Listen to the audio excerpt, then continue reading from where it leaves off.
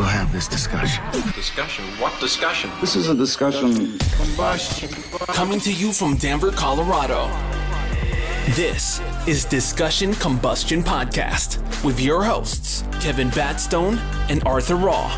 Yep. That's right. in 2021. Man, that's hard to believe. A lot's changed since then. It's over 2 years. Yeah, 2 years, 5 months. It's crazy how fast that. Yeah, it went by fast. It went by really fast. But like we always say, we have repeat guests, and the amount of guests that you have given us on Discussion Combustion, or at least referred us to, has been tremendous. I mean, some great episodes, some great people that we've gotten to interact with. So it's just cool how the spider web continues to grow.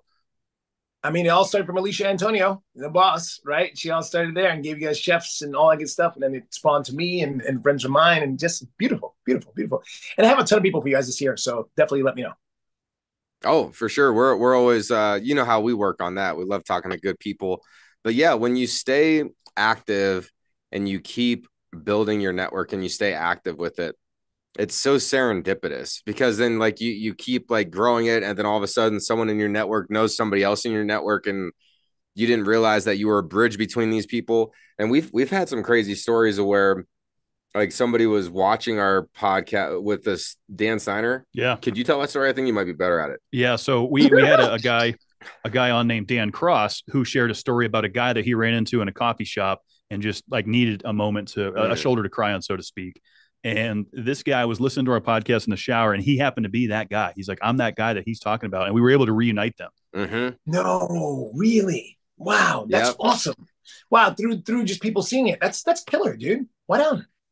Yeah. It's moments like that that like really reiterate why we continue to do this. Cause you know, we're coming up on 5 years, and it's like, do we want to keep going? Absolutely. We want to keep going. We're just getting out of the gate, baby. The ride is on. Yeah. Wow. It's been 5 years, Jed, since 2019 you started this. That's right. That's right. Oh, I mean, we've how been many doing this episodes we got longer right than now? high school. So this will be 242. That's good. 242. Yeah. 242 episodes. That's a good number, right? 242. So today's 242. Yep.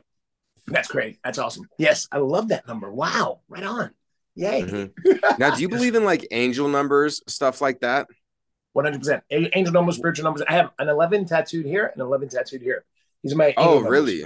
So yeah, 11. these numbers have been following me my whole life. They show up everywhere. One of my grandmothers died on 11/11. One was born on 11/11. So yes, I'm huge on angel numbers for sure. Interesting. I believe your apartment number is 1111. Yeah. Yeah. So get this. Oh, no way. Yeah, get this. And let's not say the building that I live in as well.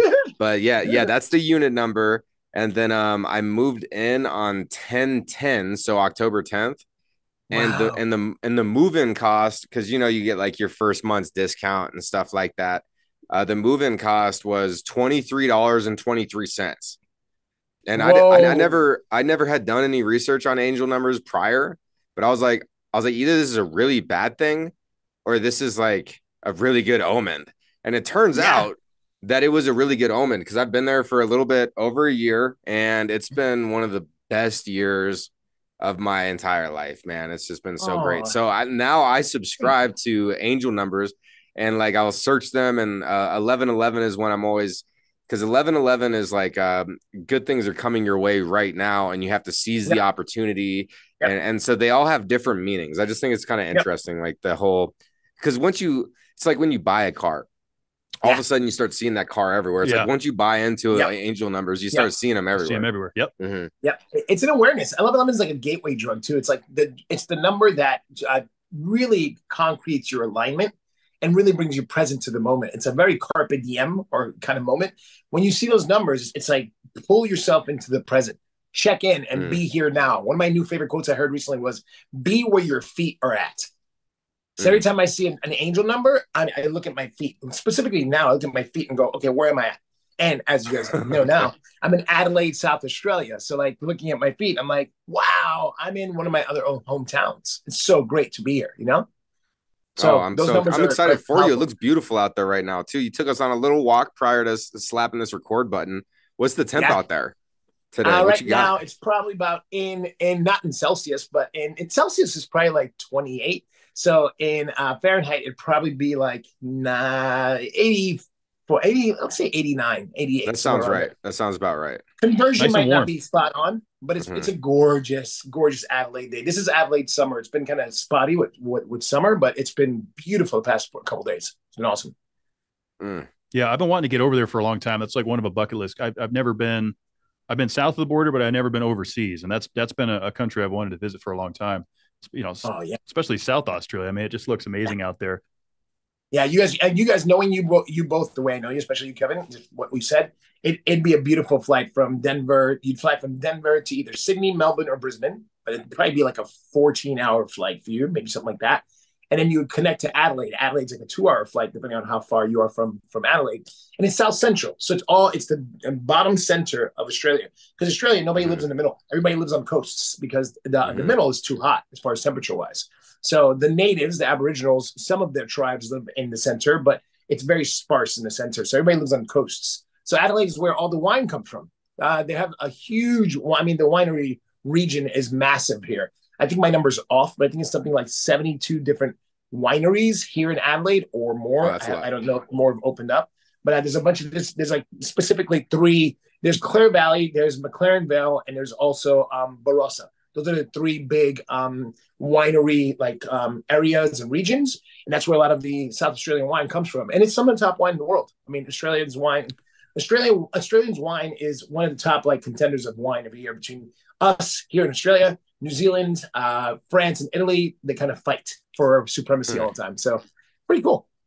It is pretty cool because I mean, I've learned a little bit about wine the past few years working in the wine and spirits business, and like seeing the different latitudes and how it affects the way that the grapes grow. Like you mentioned, New Zealand, their Sauvignon Blanc that comes out of New Zealand is like rated the best in the world.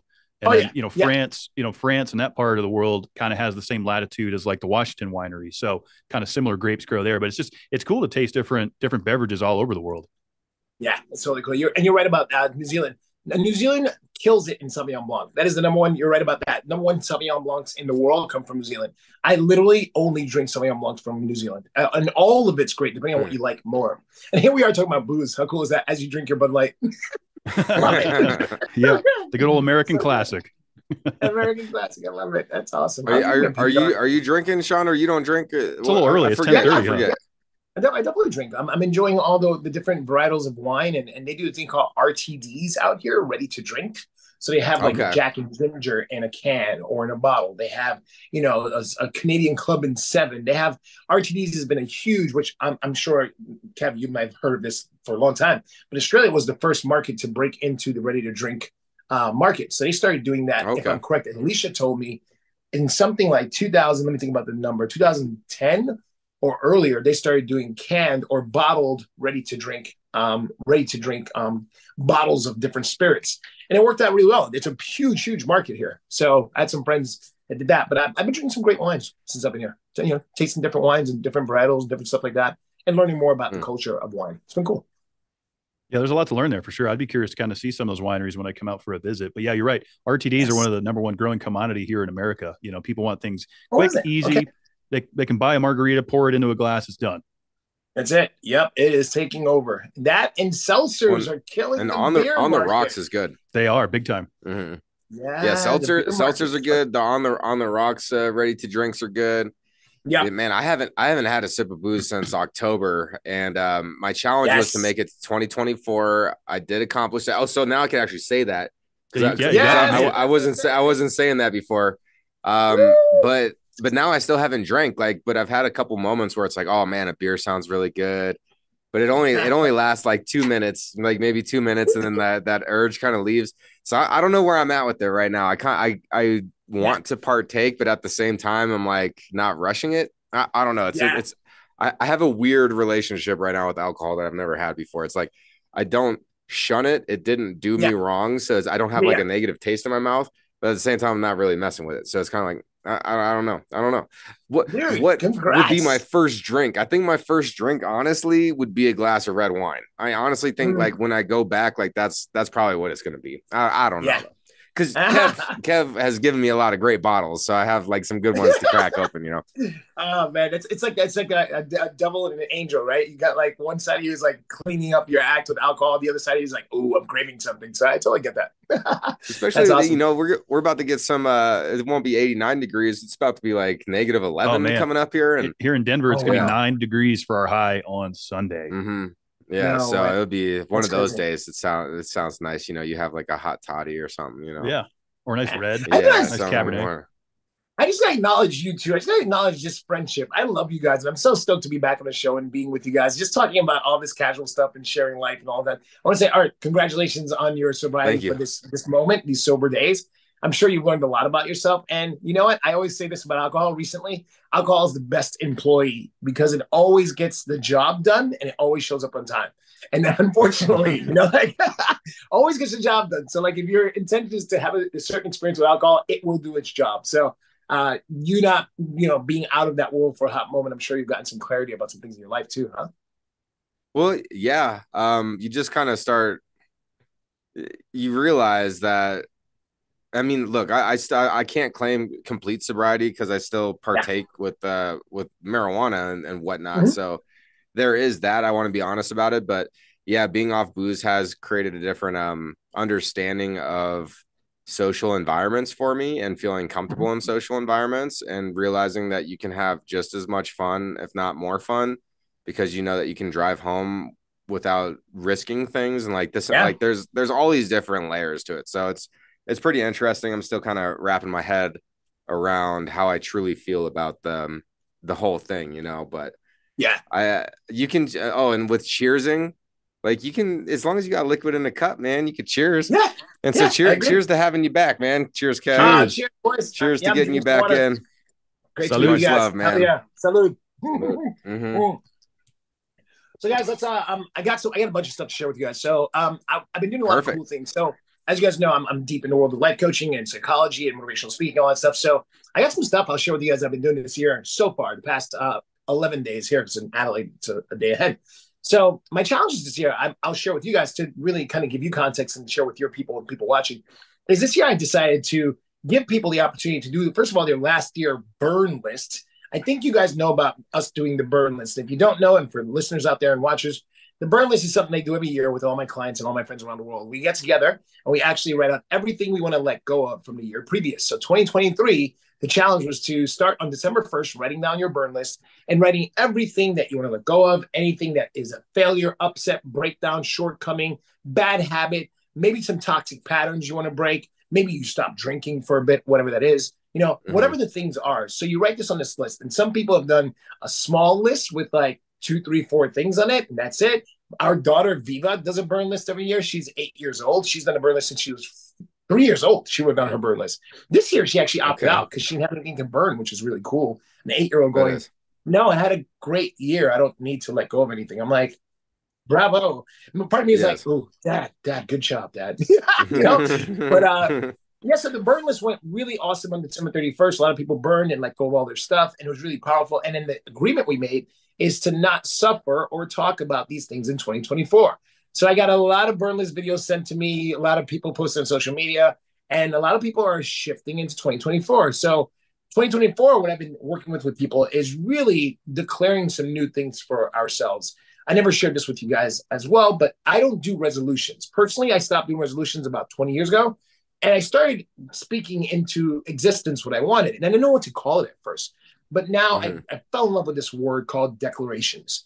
So for the past 10 years in my life and in my coaching, me and my clients and friends around the world, we've been declaring things for 2024, 2023, 2022. So they're not resolutions, they're declarations. So you say things like, I will lose 10 pounds. I will stop drinking. I will have a successful relationship with my mother. I will climb a mountain, whatever it is, right? And these I wills, I commit to, I will, make this happen. They're all things I do declare. Control.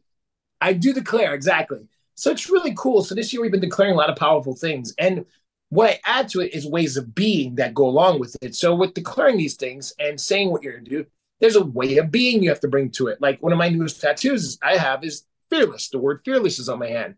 And before I tattooed this on my hand, I asked my wife, hey, babe, we've been married for 11 and a half years now. Shout out to Alicia Antonio. I asked her, I'm like, hey, this tattoo session, I'm getting some pieces, but would you call me fearless? Because it's a word I really resonate with and I live by. And she reflected. It was really cool. She paused and reflected and said, yeah, I call you fearless. So I felt not being a hypocrite, putting fearless on me would be a great way to remind myself to stay in that vibration. So whatever you declare, there's a certain way of being you have to bring to your life. So being fearless, being courageous, being unstoppable, being relentless, being loving, caring. Self-care is another big thing I've been throwing at people this year. So we've been powering out some beautiful declarations this year. So that's one exercise I've been doing with people, which has really been empowering. What's the top three? What's the top three like so just far. standing out to you? Self-care, loving of self and others, and forgiveness. Those are the top three that have been standing out. Okay. Along with well, fearless has definitely shown up, but like what did my friend say? Invincible. Being in control of what you bring to the party, to the table in your life, being invincible, letting nothing stop you, no head noise, no trauma, no 2023 stuff like that. So those have been the top 3 and 4, especially self-care, because self-care has been lacking for some people, whatever that looks like for you. So that's been really powerful. And another exercise I do, and I think a lot of life coaches and psychologists do this, where we declare a word of the year. So whatever that word could be for you. And so far, some of the words I've gotten off the top of my head, one of my good friends, he's using the word, just got a session with him actually earlier. He's using the word receiving, allowing people to show up and love him the way they want to versus resisting it. Like it should look a certain way. His ego and pride and identity, unfortunately, has gotten in the way of allowing people to show up that way, right? So receiving has been really working. I just talked to him about it earlier, and he was like, yeah, all this stuff is showing up for me now. And I'm like, because you're receiving. The word goes to work for you. So it's like a badge. It's like the underwear you wear becomes the word. One of my other favorite words, one of my dear friends put out, is turbo, because he is a notorious, used to be, historically is what I say, procrastinator and hesitator and overthinker and overanalyzing. So imagine that person's life: procrastinating, being hesitant, overthinking, and overanalyzing. He put turbo all over that. So now turbo is pushing on that out the way. So yesterday we had our session. Yeah, and I really like it because it made me think about much stuff. But yesterday, and I've been coaching him off and on for 5 years. Yesterday, and I've known him for 23 years. And I saw a new person for the first time in our session. He was different. I was like, how's the week? And he basically interrupted me as I asked him how the week was and just bombarded me with all these things that he got done that historically he would have totally fucked that up by using any of his 4 friends. His 4 divorced friends, right? Procrastination, hesitancy, overthinking, overanalyzing, So I'm stoked with people's word. Mine is success. What I mean by that. Okay, I was gonna guess fearless for you because it just went on that. I'm already that. I'm that. Okay. So that's once you become the word and you can own it. That's why I felt free to tattoo it on me, because I've been practicing being fearless for a long time.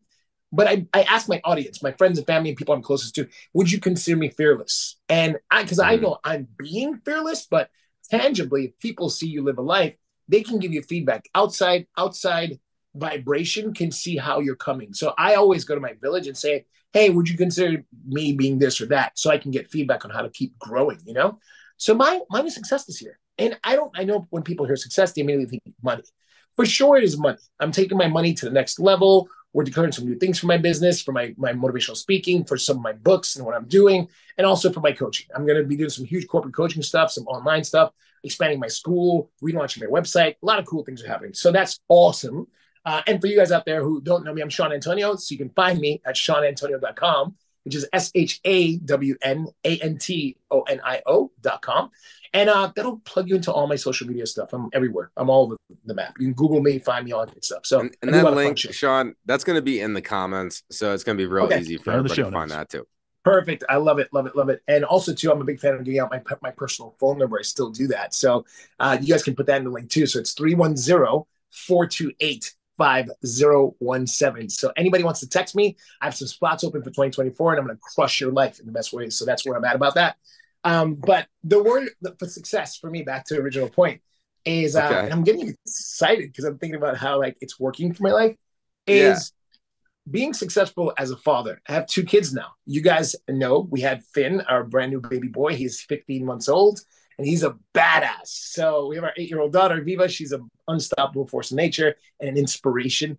So being a successful father, so showing up for them, listening to them, knowing their world, giving them quality time, connecting with them, getting on their level, putting the phone away, being completely checked in with them, fully present, right?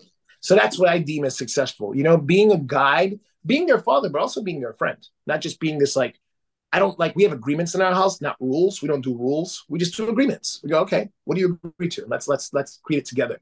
That way they feel heard. Obviously, Finn's a baby, so he's not talking yet. But Viva's 8 years old. So we talk about agreements and we talk about how we're going to flow. What time you're going to shower today? What time you go to bed? Like, what are you going to eat today? Oh, you want to eat junk food? Cool. With junk food, you get to eat some healthy food after. Like, we let her live her life, which is really awesome. Mm-hmm. So being a successful father. With Alicia, my everything, being a successful husband, lover, listener, champion, support system, you know, all that stuff.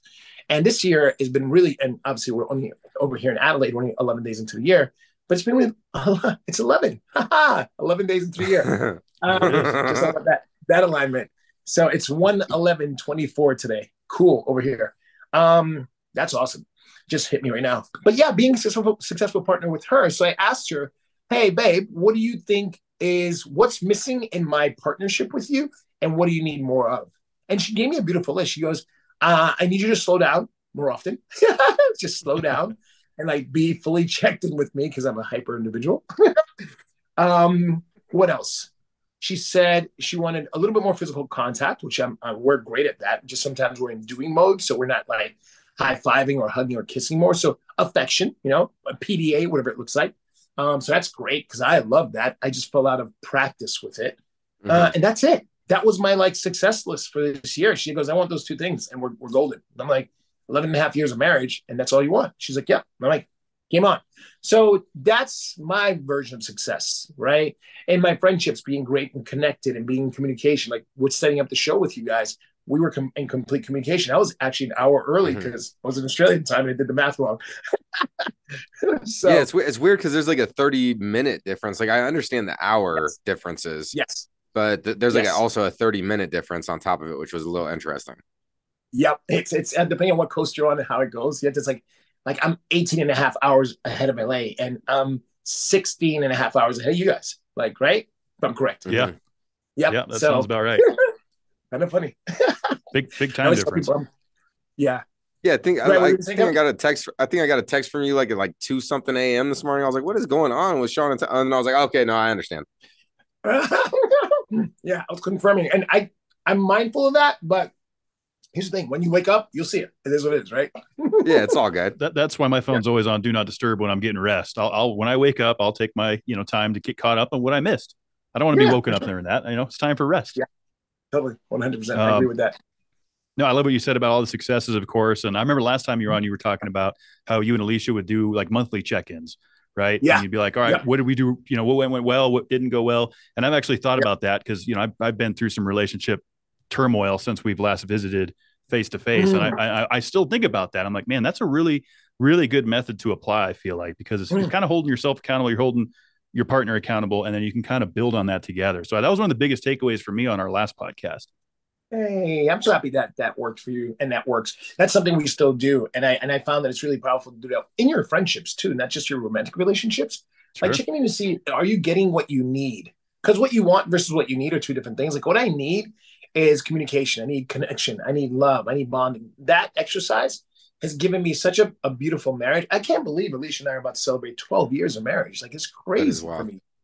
That is definitely by far my longest relationship besides breathing and existing. But yeah, it's a really powerful tool. So anybody out there, what Kevin said is a powerful tool. Do monthly check-ins with your partners, with your best friends, with your coworkers, with your boss. Check in. Hey, am I killing it? Or what do you need from me more?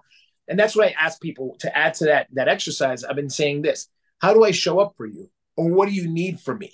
That's a big, powerful one, especially when people are going through something, because despite all the high vibrations I'm throwing at you guys and sharing with you guys, with my friends and clients around the world, people have had a lot of crazy moments. I've heard some really, 2023 was like, some people ended in a really bad space and some people started this year in a really bad space.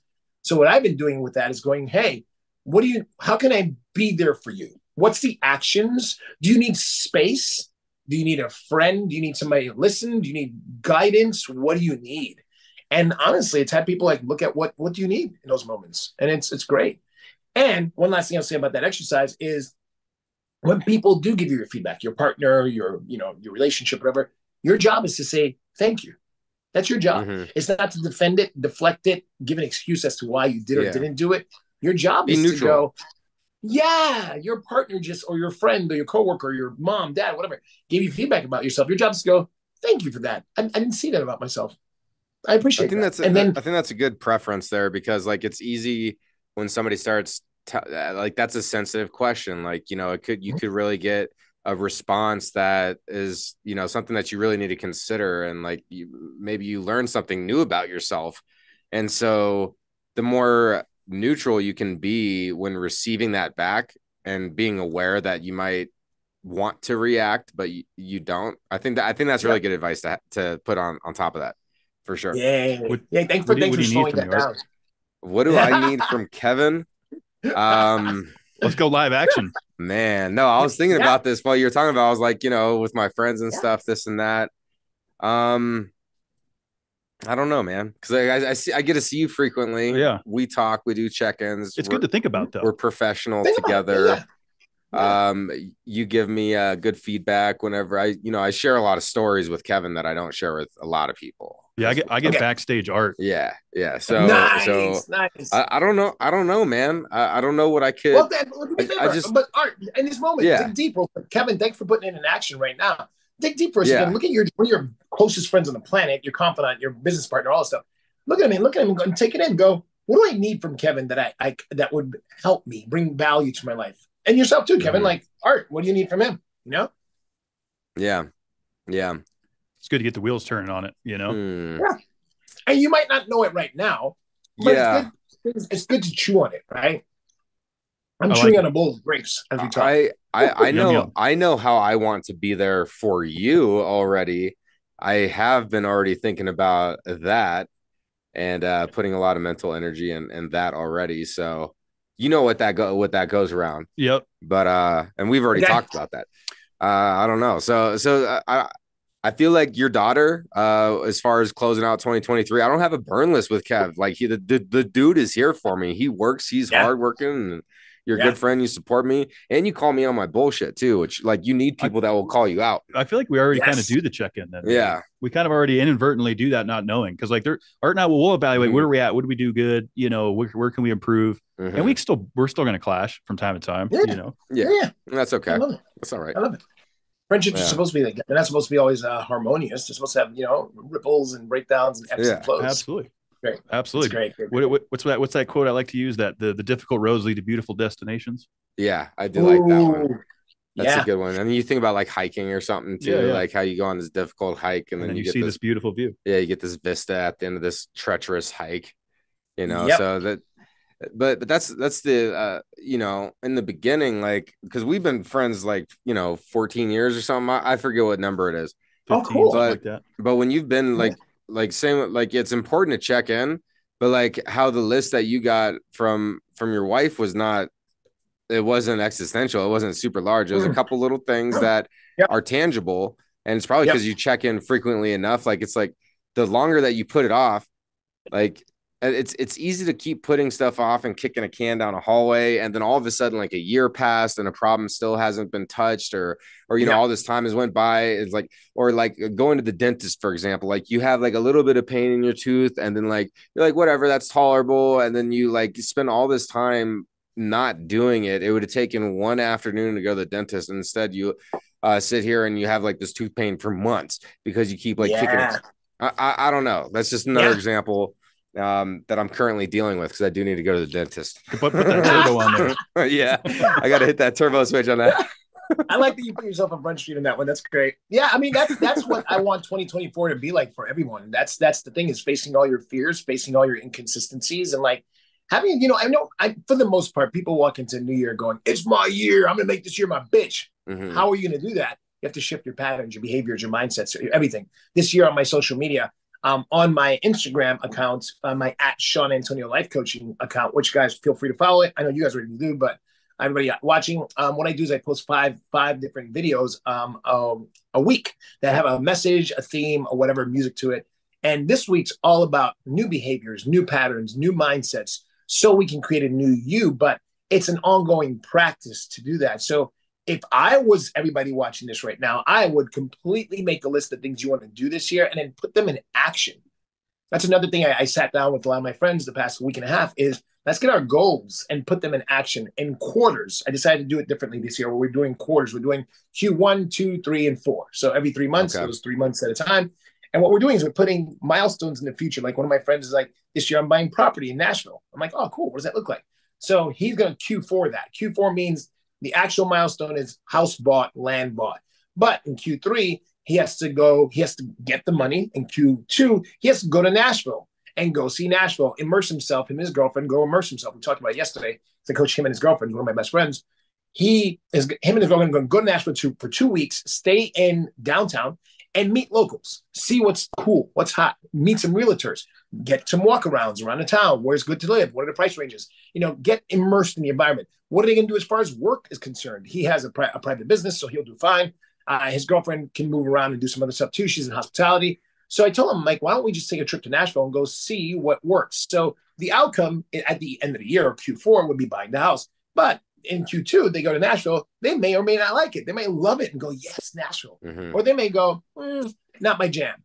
So it's about putting your bucket list and your goals. Bucket list is a real big one. I call it the bucket list. Fuck it, let's do it now if you can. Mm-hmm. No procrastinations, no hesitations, right? So get your bucket list, your bucket list, your goals together, and then start putting it together, and then tell the people closest to you. So, for example, you two, right? Whatever your bucket list looks like this year, when you write it down, tell Kevin. When you write it down, tell Art. And be like, hey, so I'm up to. And then my ask of my friends when they tell me shit like that is, how do I support you in getting that done? Like one of my goals this year, based on being out here in Australia, I'm watching Australia's #1 show. It's called Married at First Sight. And it's a show where people literally get paired up by psychologists and coaches, right? Like a person like me. And they get paired up and they literally get married, do a whole marriage situation, whatever the gender situation, man, woman, whatever, right? Trans, they even have trans people, which I love, yes. Mm-hmm. And they get married at first sight. And then they have this 3-4 month experiment where they live together. They do things together. They travel and they get to know each other. And what I loved about that is they got people like me. There's a guy named Paul C. Brunson, which I haven't met him yet, but he's a 49-year-old guy, just like me, who's a coach and just been doing some good shit for the world. They give positive critique and feedback on the show to the contestants. So there's a bunch of couples getting feedback and having these big dinners. So I said to myself, ooh, I want that job. I want to be a coach on a show. We've talked about me coming to Denver and doing a live show, which, by the way, that's still on the docket. We definitely should talk that out and see what that looks like. But I want to be a coach on a live show like that, where you're coaching people in the moment and helping them grow. And it inspired me not only to impact the world and, really get into people's lives and help them grow, but now I have eyes on me that don't know me that get to see other sides for themselves based on the coaching I give these, people on the show. So I texted one of my dear friends, who's one of the top casting people in Los Angeles and in America. I said, hey, I'm watching this show in Australia. I want to be on a show like this. She goes, cool. Let me see who I know. Boom, action. There was no hesitancy. I never thought to be a live coach coaching people on the show, but why the fuck not? That wasn't even on my bucket list or my bucket list. So that changes the scope of me as a coach. And I love cameras. I've been on stage most of my life with my events company I had previous and as a dancer choreographer before that. So stages and cameras don't scare me. And I acted for a bit, had a big Amazon commercial. So how cool would it be at 49? I'm turning 50 this year as a new thing of hey, a life coach that is on a show helping people grow. That's fucking awesome. It inspired me. And I just got that this past week. I was like, I want to do that. So we'll see. I'll be maybe next time I'm on the show, I'll be like, hey guys, I'm on this show. That'd be so cool. So that's terrific. I wouldn't be surprised. I like it. Yeah, I like it, man. I could totally see it too. We were actually just having this conversation an hour before we jumped on about another guy that we know that's going to maybe look into getting into a cooking reality show, or we even kicked the can around ourselves and what that would look like. And like you said, cameras, lights doesn't really affect us. I think it's what it brings and what kind of value, not only I can get out of it, what value can I offer in those situations? I've thought about it as well, not so much from a coaching perspective, but just as a personality. Yeah. You guys are geniuses. I'm look forward to your future and however I can help you guys grow. Please, I want you guys on an international stage with your own TV show, whatever the fuck that looks like. But you guys are brilliant together between your personalities, your knowledge, the way you flow. the way you guys pause and listen to each other. I love the way you co-host. I just started doing something with my friend Abraham back in May of last year called My Friend's Friends. And we did this social experiment. And he blind called 5 of my friends I recommended. I gave my friends a heads up. And I did the same. I blind called 5 friends of his that were expecting me. And then a series of questions. My questions were things like, what's your favorite thing about Abraham? What do you need more from Abraham? When you think about him, what words come to mind? So I did this social experiment and it blew up. People really gave some great feedback. My friends gave great feedback. His friends gave feedback. So we created this thing that our friend Val, recommended. She said, it should be called My Friend's Friends. You guys should do a live about this social experiment. So we did. So every first Wednesday of the month on Abraham's Instagram, which Abraham Oshel is his name, Oshel. Every first Wednesday of the month at 12 noon Pacific Standard Time, we just did ours last week. We go on and we do this social experiment sharing how our relationships are evolving. We give relationship tools and friendships. We talk about the levels of friendships, how we show up, when breakdowns occur. So we've done 7 of them. And it's much like what you guys do in the vein of helping people grow and see themselves in our conversation. So it's a fun thing. Who knows where the fuck it's going to go? For now, it's on his Instagram. I'm purposely helping him build his. And I'm slowly building mine. I'm not super concerned about numbers and followers. I just do it because I want to make a difference. So if one person sees it and goes, I love what Abraham said, I love what Shawn said, and it impacts them, that's the spider web. Like you said earlier, Kevin, right? The spider web is like, boom, let's see what happens. Like all our chefs from Hell's Kitchen, we're still super tight with all of our chefs that have been on your show, from Corey Sutton, right, to Cody Candelario, to Trenton Garvey. Trenton just moved back to his hometown, and he's a partner at the Blue Duck, the restaurant that kind of helped him get to where he was to get on Hell's Kitchen and win season 20. Corey is all over the world, traveling through Mexico and Guadalajara and all these places, cooking and doing all types of special events. She's acknowledged as like a gem of Mexico now since she's been on your show. So it's cool. And Cody's been blowing up on his Instagram and YouTube and all the shit he's doing. So it's really cool to watch our friends. And Mary Lou. Mary Lou's on fire as well. We love her too. We're so super tight with her as well. So I love seeing my friends win. I want everybody to win this year. Let's all win. What does that look like? Yeah, no, I do like seeing that, man, because there is nothing as good, like people that you love, you care about these people, you're invested in them, and then to see them start succeeding and like finding happiness in life, because ultimately that's what it comes down to. Just like when you're looking at an angel number and you look down your feet and you're like present in that moment, like where am I at, like really taking it down there, but being present. And when you know that your friends are enjoying their life, that they're being present and having fun and being happy in the moment, because that's really all it is just we have this moment right now, and life is a bunch of little moments, and it's important to focus on that. And I remind myself all the time, and since I've been doing that consistently for over 12 months, way longer than that, but like constantly reminding myself, is I find myself like with the big ass shit eating grin on my face, because I'm like in this moment, just loving it. Like even today, like I'll just do a little story. I like to walk frequently and go on walks, and that's part of my routine. That's what I do. So it was a super blustery, cold, windy day today, and I was like, I'm still going out there, and like this wind is whipping, like you can hear it. It's like shaking the trees. I'm like, are these branches gonna break above me on this trail? Like none of them did. But like, you're thinking all this stuff, and then you're seeing the birds and the ducks out there. But there's one moment that like really kind of stood out to me on this little walk. And that was because it snowed recently. So like it blew the snow that had been sitting around and like made this waves, like aurora borealis type waves, but with the snow and the wind, like kind of coming at me. And then all of a sudden all these leaves got kicked up, and then like a little tornado happened right in front of me, and no one else is around seeing this. And I was like seeing this nature event, and like these leaves get taken up into the sky. And I just realized I had like this shit-eating grin on my face. And it's just so, it's really simple just to like what I was enthralled with. Like it was a simple thing. It was the wind blowing snow and leaves.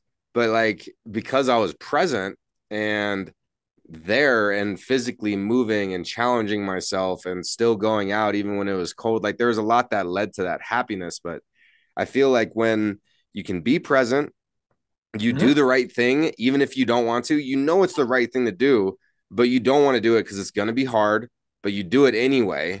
you're present, you do the right thing anyway, even if it's hard. There is like this bit of freedom there where you break the chains of complacency in your mind, you break the chains of expectation of society, and then all of a sudden you're enjoying the shit out of watching leaves blow.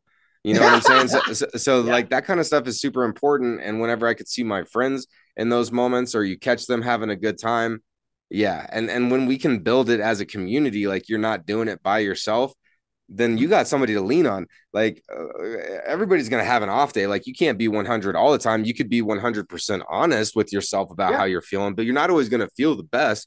And then sometimes you lean on somebody else, and then they hit you with the motivation that normally you're maybe putting in there. So yeah, when you get that team going, it's just everything gets a lot better right there. I like it a lot.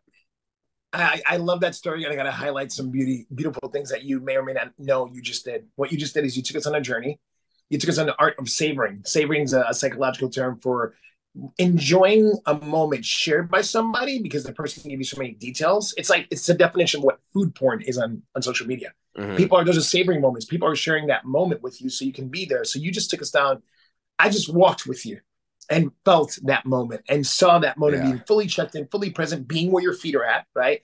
And having that experience of seeing it by yourself. And the universe set you up to be solo. So you didn't have anybody else to share it with. You didn't pull out your phone. You just were in that moment. And for me, what I heard for you is like the miracle of nature, the appreciation of the moment, the gratitude for being alive. You had a very alive moment. You had a carpe diem, seizing the day, seizing the moment conversation. And then you just took us, all of us here now, whoever's watching and experiencing this, on that journey. So at least for what I'm taking away is like, how do I be my heightened self today and stay checked in to every moment, to every smell, to every hug, to every weather phenomenon? It's summer here, so it's gorgeous. So like, that's beautiful. I love what you just shared. That was great. That was phenomenal. And the fact that you caught yourself, in that moment and being fully checked in, and you pushed aside excuses or stories or old narratives like, oh, it's too cold, too windy. That made it even better. Yeah. When you go out, you don't want to do it, but you do it anyway. You're all like, all right, that's the warrior. All right. Yeah. Kind of like we were doing the pre-story earlier. Like Vince Rosales, our neighbor who's been on this show. I heard you telling the story in the hallway. Yeah. This is not the first time I told the story. I heard the story, but what I liked about the way Vince responded was he kind of related it to like a childhood excitement, how a child gets excited like the first time they see a fire truck, like, ooh, look. And being able to capture those moments in adult life and get really excited about stuff. It's like me when I see a race car. I love race cars. Yes. I get so amped up. It brings me so much energy. Yeah, I love that. Yeah, you're a kid when it comes to race cars. That's a whole other conversation we need to have another time about your infatuation and love for cars, because Alicia and I are that same way. Alicia's a drifter. I'm a muscle car kind of guy, but I'm also into that. Okay. So like, it's cars are life, dude. So I totally get that. Well, do you have a favorite car though that you could just? What's your favorite muscle car? I mean, there's so many muscle cars out here in Australia. This week, I'll say a Holden utility vehicle. It's a Ute. They call it a Ute. Utility vehicles are a big thing out here in Australia for work and all that stuff. But they also have this it looks like an El Camino, but it's made by Holden, and it's like a race car front with a flat back like an El Camino, but they're souped up and they're fucking beastly. So my favorite car in Australia is a Holden Ute. In America, it's a 1970 Chevelle or a 68 Chevelle. Like, those are my muscle cars. Like, those are my two like gas guzzling muscle cars. But then I'm loving the EVs that are coming out lately. All the electric vehicles that are coming out are sick. Like, we just went on a test drive. Very grateful. BMW, we own a BMW, and BMW every year in America, in Santa Anita in California, they do a BMW experience where they ask BMW owners to come test drive the new BMW models. So October 13th, Friday, October 13th last year, we got to drive these EVs, and we drove the new BMW i4 M50. M50 is a four-door, and it is 0 to 60 in like 3.9 seconds. It's electric, first of all. It's 539 horsepower, and then it's 569 pounds of torque. So you car people, and especially Kevin, you know what that means. That car is ridiculous. And then they flew out some of the, not top, but like some current NASCAR driving guys, like pros. So it's 6 pros that were teaching us how to drive these cars. Holy shitballs. The G-forces that were available with these guys. And they were talking and driving. Like, Shawn, hold the line, do this, do that, punch it like this, stay close, speed up, brake. Like, that sounds fun. Awesome. It was so much fun. So like, cars for me are an adventure. But cars for me are just freedom. Traveling. Me traveling to Australia, being on a plane, traveling.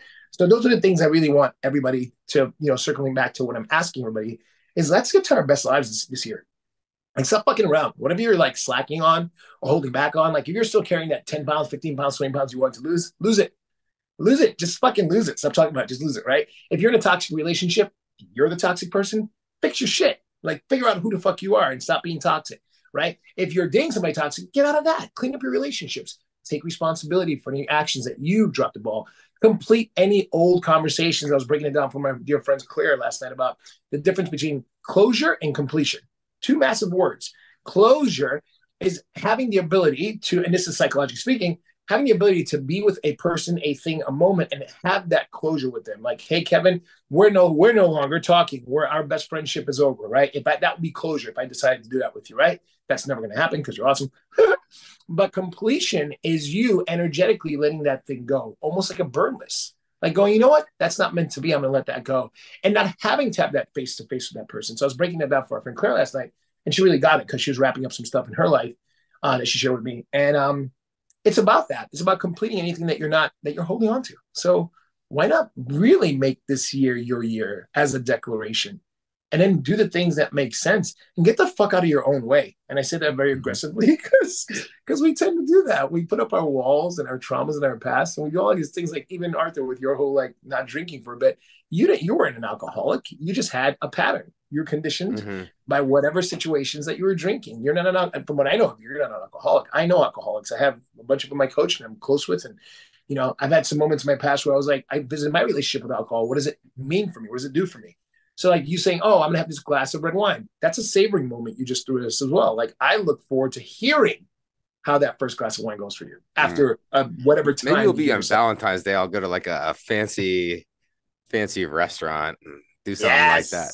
But to going on what you're talking about, yeah, like go in this year, make some big commitments to yourself. They should scare you. You should challenge yourself, but that big commitment is a big tall glass. But how do you drink a glass of anything? Is you take sips, you take small gulps. Like so my thing is like, come up with something tangible that you can do, because there's something small to work toward this big goal that you could do every single day. So it's like, don't let the big goal chase you away. Like, cause it might take a year to get there. It might take 6 months. It might take a long time to get to where you want to be. But like, as long as you stay diligent and just do one tangible thing. So I'm going to put it out here right now because I've been kind of preaching this. You can do the 5 attack plan. The 5 attack. I was hoping you were going to tell Shawn about this. Yeah. This is great. I'm excited about this. Yeah. So I got this 5 attack plan thing, and it really has worked well for me. And so I'm kind of promoting this year. And I encourage everybody to come up with what your goal is. For me last year, and I'm morphing it this year. I'm still figuring out exactly what. But for me last year, I wanted to really dial it in and lose some of the weight and get into some of the best shape of my life and like see what that looks like for me. You know, I'm like a new me. And so to do that, I wanted to attack my weight loss in 5 different ways every single day. So it was like cutting out drinking, eating healthier foods, portion control when I do eat, working out daily, and then I forget what the other one was. Intermittent fasting. Oh yeah, intermittent fasting. Yes, yeah. I've told this to Kev so many times. He knows. But like so that way, like so you have 5 different things that I could tangibly do every single day.